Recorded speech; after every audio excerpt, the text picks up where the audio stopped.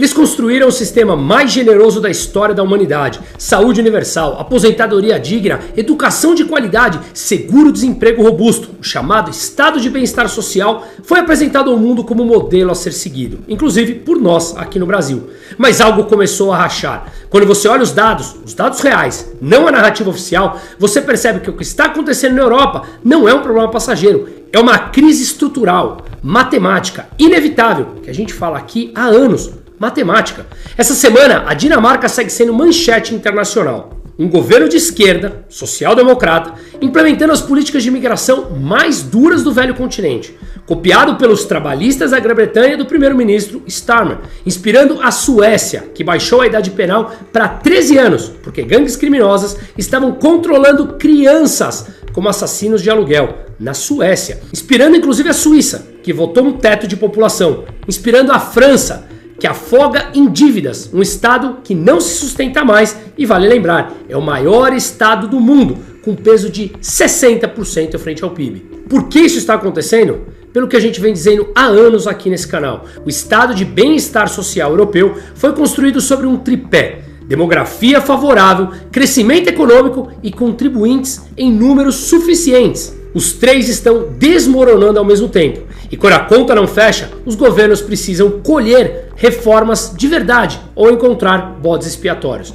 E a imigração está descontrolada. Essa que deveria ser a solução demográfica virou parte do problema fiscal e da segurança pública. Hoje eu vou mostrar os números que os governos europeus já não conseguem mais esconder. Mas antes, estamos atingindo mais de 1 milhão por mês de visualizações nesse canal. Só que 50% das pessoas que assistem não se inscreveram no canal. E lembre-se, não custa absolutamente nada. Às vezes as pessoas esquecem, há uma dificuldade, mas é apenas apertar o botão. Compartilhe, se inscreva no canal, ative o sininho, ajuda e muito. E aqui o YouTube distribua esse conteúdo para que mais pessoas tenham acesso a informações diferentes. O que eles opinarão no final das contas não é o objetivo aqui, mas sim mostrar coisas além da grande mídia. Então vamos aos números.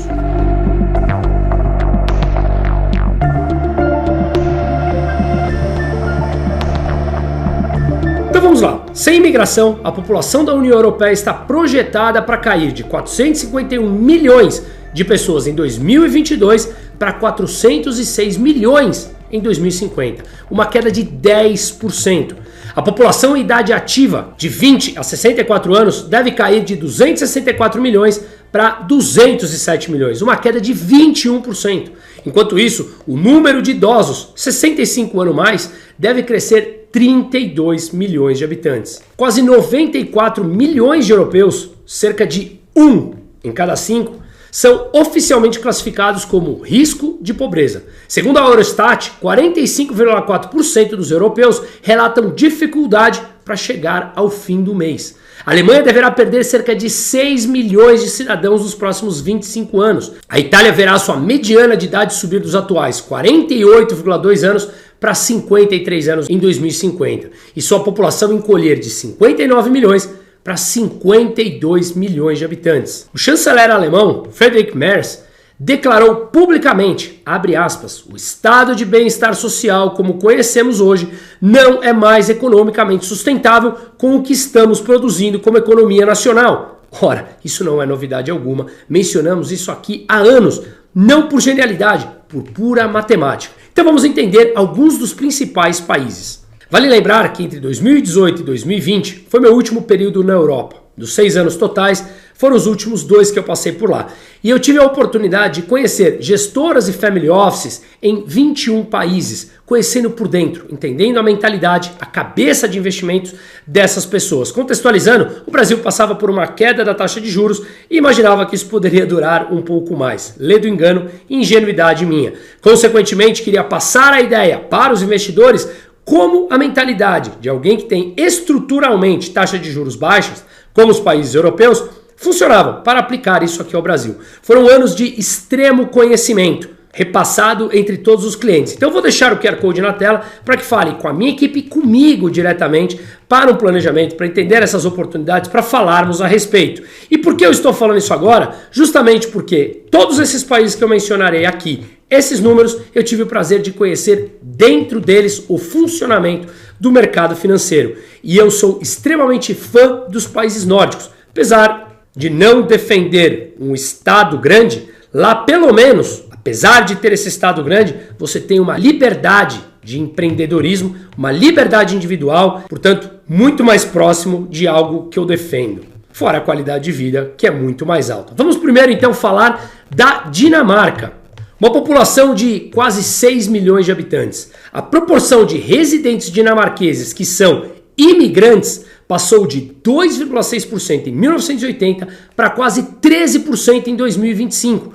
Somando filhos de imigrantes, ou seja, segunda geração, o grupo chega a 15% da população. Em 2019, o parlamento dinamarquês aprovou uma mudança de paradigma, tornando a proteção temporária o padrão para todos os novos refugiados, marcando uma clara virada de política de integração de longo prazo para uma abordagem orientada ao retorno. Ora, não deveria ser novidade, mas o politicamente correto tomou conta do mundo durante muito tempo e todos acharam que o mundo seria uma eterna paz e que haveria dinheiro sempre para pagar. Lê do engano, ingenuidade e, claro, política populista. Reformas iniciais incluíram regras muito mais rígidas para a reunificação familiar, cortes de benefícios sociais para solicitantes de asilo e mais deportações. Medidas subsequentes aprofundaram essas ideias. Autoridades de fronteiras podem agora, por exemplo, confiscar bens de valor acima de 1.300 euros, incluindo relatos de alianças de casamento,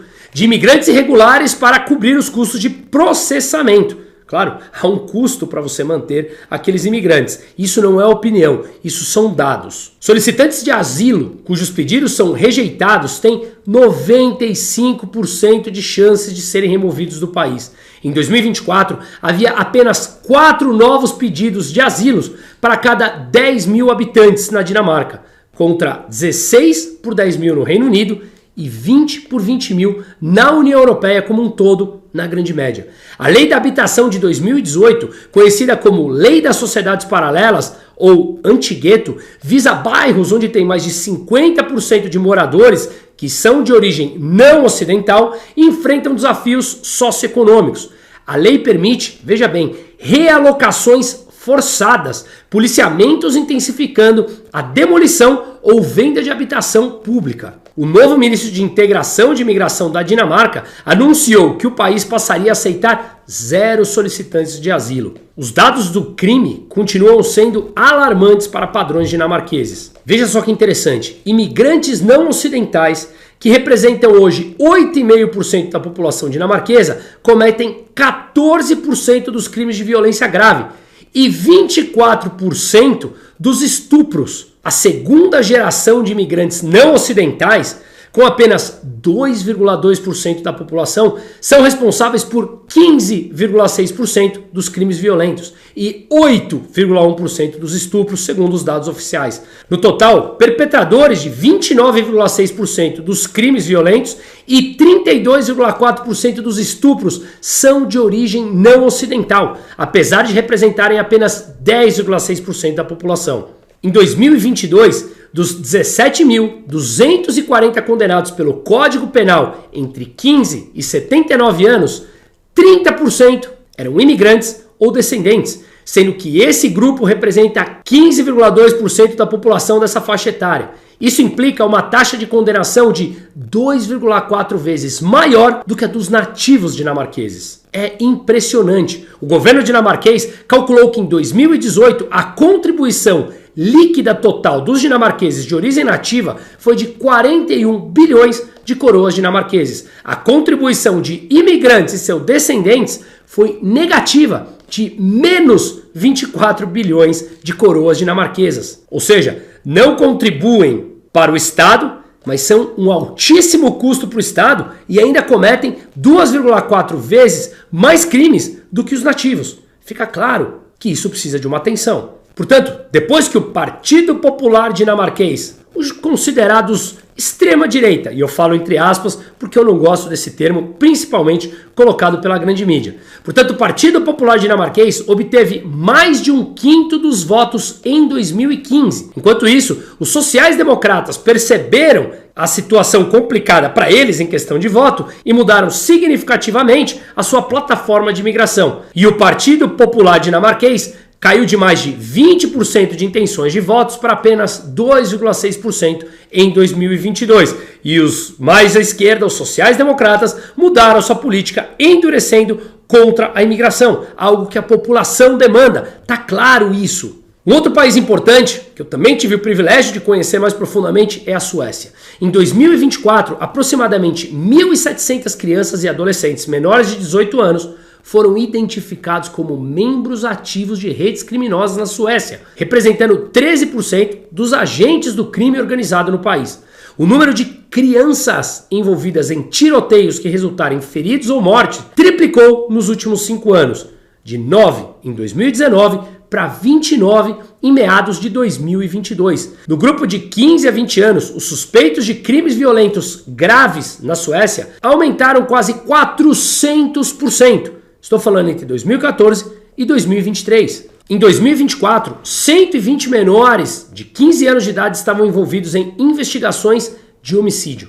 A resposta? Baixar a idade penal para 13 anos. O governo sueco anunciou planos para reduzir a idade da responsabilidade penal de 15 para 13 anos e foi aprovado. Para combater o recrutamento crescente de crianças, para realizar tiroteios e atentados a bombas por redes criminosas organizadas. O número de crimes suspeitos envolvendo menores de 15 anos dobrou em uma década. Passou da hora do Brasil importar ideias com dados, fatos e números, e não apenas narrativas falaciosas, colocando bandidos como vítimas. Afinal de contas, há uma implicação clara dentro da economia e da qualidade de vida das pessoas. Um lugar mais seguro, obviamente, atrai mais investimentos, tem mais previsibilidade jurídica, respeito de contratos, respeito às instituições sólidas, portanto, uma qualidade maior de vida, mais renda, mais capital, maior liberdade, enfim, tudo que a gente já conhece. Ainda na Suécia, em setembro de 2025, 2 meninos de 14 anos foram presos por um ataque com granada a uma residência familiar, enquanto a família estava dormindo dentro de casa.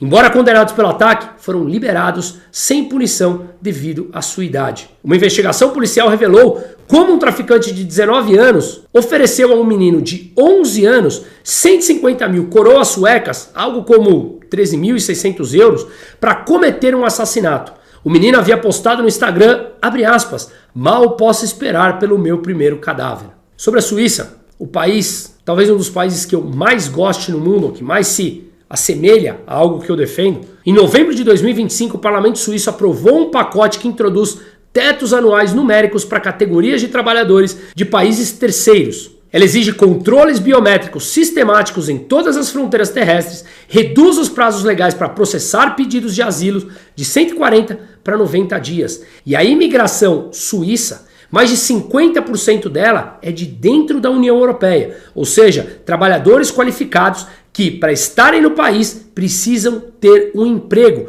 e uma renda alta, fruto do seu próprio trabalho. Diferente de países ocidentais da Europa que simplesmente abriram suas fronteiras para trabalhadores não qualificados, trazendo aqueles dados que nós mencionamos na Dinamarca, onde eles não contribuem, mas cometem muito mais crimes e, portanto, são um custo e não gera nenhum tipo de receita para a máquina pública. A Suíça prepara para votar uma proposta que imporia um teto à sua população, podendo levar a uma proibição total de novas chegadas de imigrantes se o número de residentes ultrapassar os 10 milhões de habitantes suíços. Não estou fazendo um juízo de valor em cima de cada uma dessas propostas, mas sim que a Europa passa por uma mudança urgente e necessária que era bola cantada há muitos anos, mas que o politicamente correto não permitiu ver. E agora o nível de endividamento das máquinas públicas se tornou insustentável. A França, que é o maior estado do mundo, tem um estado que pesa 60% do PIB e uma dívida pública que chegou a ultrapassar 3,3 trilhões de euros, 114% do PIB,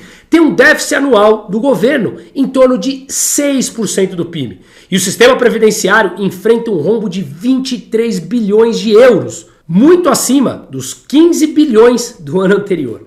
A taxa de fecundidade na França está em 1,62 filhos por mulher, ou seja, abaixo da taxa de reposição, uma queda de 21% em 15 anos. A nova legislação impõe restrições mais duras ao acesso aos serviços sociais e aos benefícios. Cônjuges que buscam imigrar para a França agora precisam demonstrar proficiência no francês. Ora, algo bastante óbvio que não precisaríamos esperar no limiar da catástrofe para decidir sobre alguma mudança. Mas infelizmente, até agora, todos os políticos estavam com políticas populistas atrás de votos. Enquanto a população comprava o politicamente correto, se tornou inevitável dar o que tem e o que não tem. E agora, para costurar e arrumar, dói muito mais. Então vamos ao quadro de tudo que falamos. A Europa construiu o estado de bem-estar social em uma época em que muitos filhos, poucos velhos e crescimento econômico para bancar tudo existia. Hoje tem poucos filhos, muitos velhos, economia burocratizada e travada e uma dívida que não para de crescer. A imigração foi apresentada como a solução demográfica,